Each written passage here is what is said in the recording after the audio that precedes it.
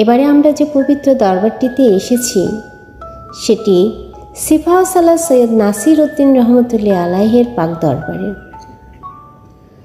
হযরত শাহজালাল রহমতুল্লাহ আলাইহের অন্যতম সফর সঙ্গী ছিলেন সিফা সালাহ সৈয়দ নাসির উদ্দিন রহমতুল্লাহ আলাইহে।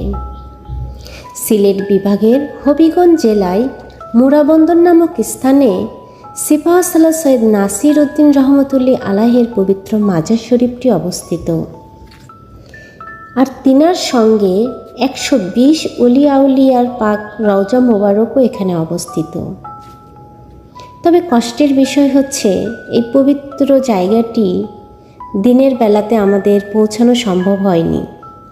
তবুও যে দয়াময় যাওয়ার সৌভাগ্য দান করেছে, এই জন্য তার দরবারে লাখো কোটি শুকরিয়া জানাই।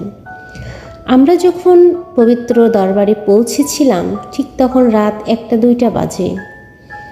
তাই অন্ধকারের মধ্যে যতটুকু সম্ভব হয়েছে সেই অলি আউলিয়াদের দরবার, ওখানকার অবস্থা তুলে ধরার চেষ্টা করেছি। সেই সময় রাত্রে প্রায় সবাই ঘুমন্ত ছিল। তবে আমরা ওখানে এত কষ্ট করে যাওয়ার কারণে সেখানকার